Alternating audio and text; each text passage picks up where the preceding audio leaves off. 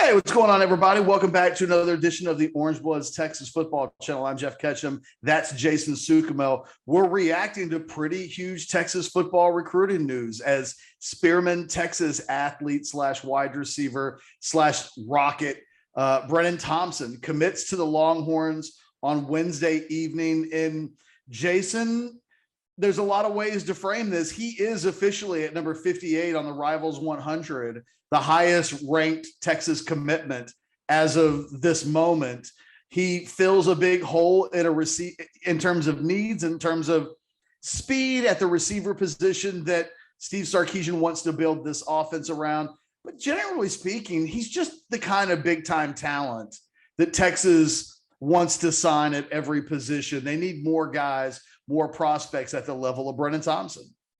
Well, you say Rivals 100 member, that pretty well sums it up. I mean, those are the types of guys, you've got to have a bunch of those guys on your roster to compete for championships and certainly to win championships. If you want to compete with the Ohio States of the world, the Alabamas and Georgias and LSUs and frankly, Texas A&Ms of late, Oklahoma, you've got to have guys like Brennan Thompson.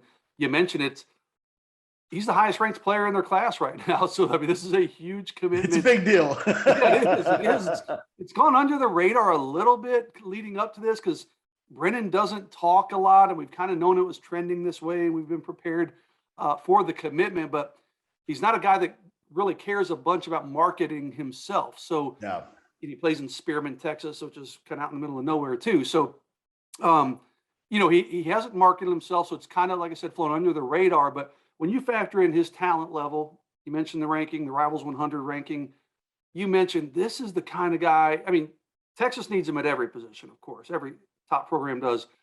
But to get a guy as a wide receiver, Sark's got to be licking his chops. I mean, this is a guy who runs a sub 10, 400-meter dash. So this is a new toy for Sark to play with once Brennan Thompson gets on campus. So big from just an overall talent, regardless of position, but also big because Texas needed some help in the recruiting, in the wide receiver recruiting area.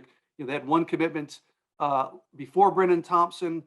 This gives them two. They're still looking for at least one more. So big commitment from a talent perspective, fills a big need for Texas as well. Yeah, I mean, physically, he's got the Devontae Smith kind of build, the Xavier Worthy build, 5'11", 165. And like Worthy, even more so, Thompson brings his speed is verified. This isn't a kid whose track times don't match the idea that he's a 4.3, 4.4 kind of player on the football field. He, like you said, he is a legit sub 10, 400-meter guy entering his senior year in high school. This is, we can probably count on 5 years on 5 fingers in the last 20 years, the number of guys that Texas have signed that arrived on campus as 10, 300-meter guys. So if he hits, he's got a chance to be exactly the type of game-breaking weapon that Sarkisian wants at the wide receiver position, which is a guy you can just throw the ball to, and he can take care of the rest. When Xavier Worthy is a little bit like that, Texas being able to put more than one guy like that on the field together, I think is the stuff that dreams are made of. And I'm sure he's watched Worthy, I think he was at the game where Worthy caught the 3 touchdowns, right? He took his official. Yes. Yeah, that's right. When we kind of thought they force fed Worthy the ball for that reason. Yes. It was a showcase of if you're a freshman and you can play, you can come in and play right away. And that visit had a big impact on Brennan, and the fact that he's not going to Texas A&M this weekend. I mean, Texas has approached his recruitment, I think, in exactly the way that was needed because they've really closed strongly with this one. Well, and you think about him and Xavier Worthy together, you think of Devontae Smith, Jalen Waddle. I mean, exactly. That's what you hope for if you're a Texas fan, right? And Sark's proven that he can work really well with those kind of players and those kind of athletes. Most coaches can, right? Yeah, you're right. That tide really began to turn for Texas when he came in for that official visit. They pushed all the right buttons in terms of, hey, look at Xavier Worthy. That's what we need from you. We can do it with more than one guy. They said, hey, we will play true freshmen if you're that talented, like they think Brennan Thompson is, they had him meet with Jordan Shipley. Brennan's kind of a small town. He's a little bit country, likes to fish, likes to stay to himself. He met with Jordan Shipley at halftime of the game, and Jordan said, "Oh yeah, there's plenty of places around Austin you can get away and go hunt and fish and do that kind of thing." They sold him on playing early. They really pushed all the right buttons. He met with the Texas track and field coaches. He's going to do both in college. So before that visit, there was confidence in Austin, but there was also a lot of confidence in College Station. Some people thought he might be trending Texas A&M's way. He had already visited Texas A&M officially. He was planning on going back, as you said, this weekend for the Texas A&M Alabama game. He's no longer doing that, of course. So there was confidence with A&M getting the quote unquote last shot at him, that A&M might be able to close this deal out. But Texas really knocked it out of the park on the official visit, so much so that he didn't even want to take that Texas A&M visit. His mind, and I'm going to talk to Brennan tonight, I think. We'll have more on him in the war room. His mind's kind of been made up, really, ever since he left that official visit. I talked to his trainer and talked to people close to him, and there were signs that, hey, this thing's really trending Texas's way. And then he really made up his mind last week. And of course, it became official earlier tonight. Not an insignificant deal that they won him over to the extent, because I remember, I don't mean to cut myself off in mid thought, but when he finished his official visit, you and I were on the modcast talking about the thing that you worry about is the visit wears off and then he goes someplace else and has a great visit. And then it just clouds kind of the memory of like, everything just seems great. And then it's about maybe recency stuff starts to kick in, or who knows. But the Texas did such a great job on that visit in September that he's turning down a chance to go to if I was a recruit, I'd want to go to A&M and Alabama. I just would. I think it'd be sure he won't wind up at the Cotton Bowl on Saturday if he can make it there for Texas OU at this point. So. I'd do both if at all possible. You know what I mean? Right. Like if I was a recruit, I would want to go to all the games. But the Texas has got him locked in to his commitment.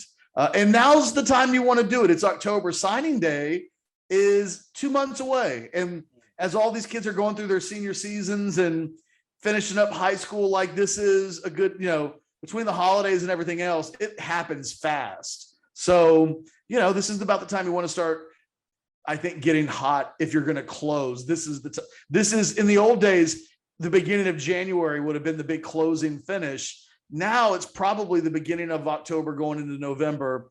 It's big for Texas on that front. Real quick. And then we'll wrap this thing up. I know you got to try to track down Brennan.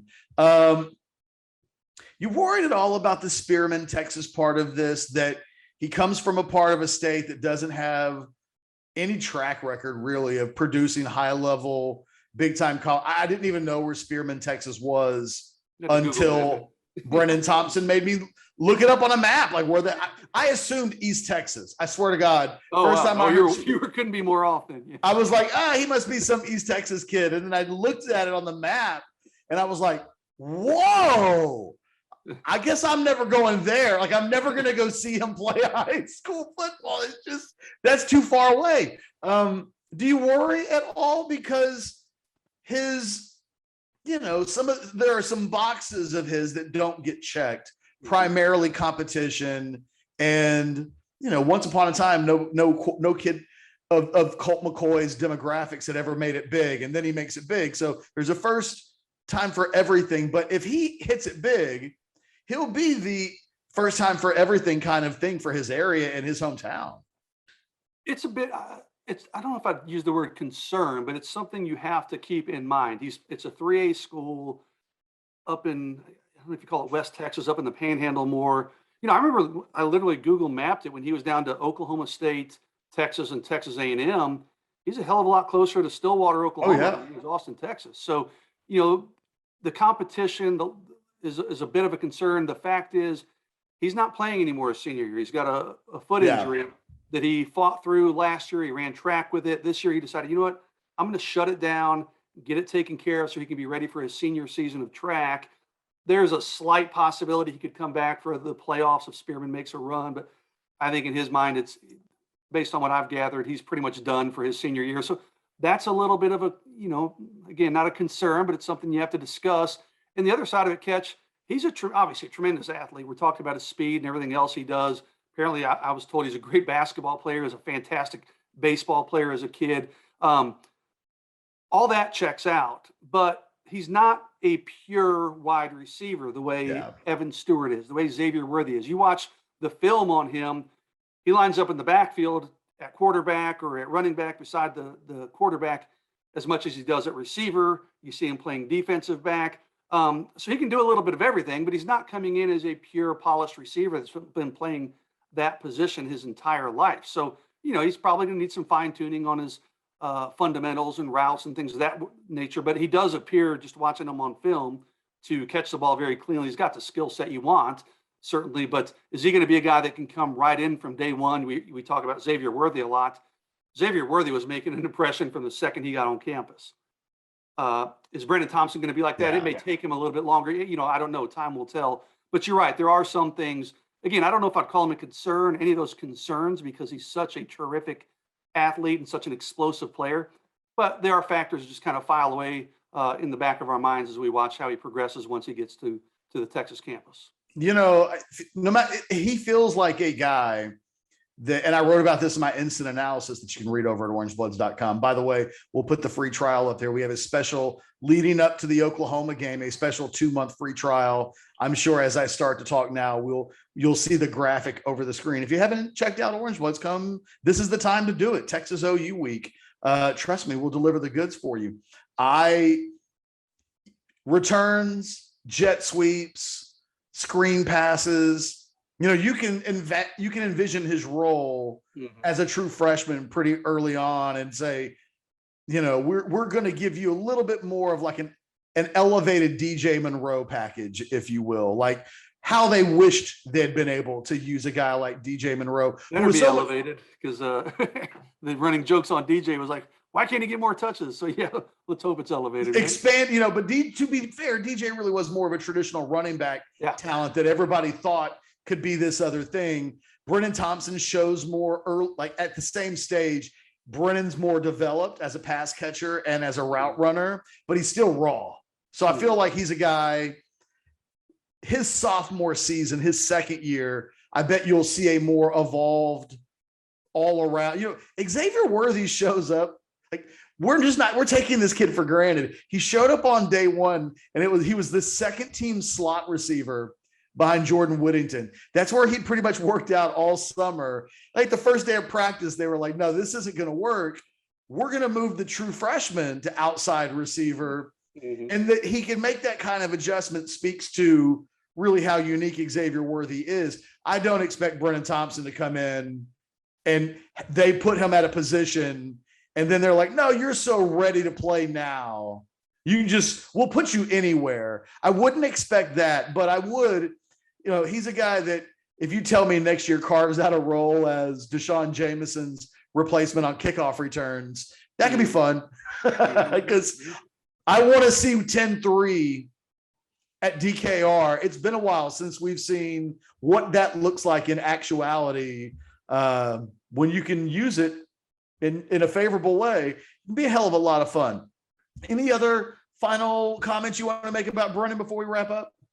No, again, I don't know Brennan well just because A, it was his location, and B, he doesn't talk a lot and do a lot of interviews. But in talking to people close to him over the course of his recruitment, they'll tell you, hey, man, this is a guy that's A, a very good player, of course, but B, he wants to put in the work to be great. So I don't think that's a concern. If he does come in a little less polished maybe than some of the more pure wide receivers, he's a guy, from everything I hear, he's a great locker room guy, and he works as hard as, is the guy that needs to climb the ladder on the depth chart. He puts in that kind of work, even if he's the star of the team. So, I think he's a combination of a good character, good locker room guy to go with, good work ethic to go with his unique physical skills. So the odds of him being successful, I think, are pretty good at Texas at some point. You know whose direct comparison is? I just thought of it. Johnny Ham Jones. Comes from Hamlin, Texas. Ham made the Olympic team as a high school senior, and ends up being the number 1 overall pick in the 1980 NFL draft. But very small school, elite of the elite kind of track times, and I think that similar type usages at the high school level. There you go. I'm going to go all the way back for my player comparison. Ketch is you're predicting number 1 draft pick for Brennan Thompson. Is that what I'm hearing? Oh, you're wow. After all these years, Suchomel finally is pulling a Ketch. You did that thing that I do to everybody else. Yeah, exactly. I had to turn the table. You turned the tables. Oh, I think that true story. Last thing I'll say, Johnny Ham Jones, my driver's ed instructor at McCallum High School and former JV high school football coach for the McCallum Knights. Small world.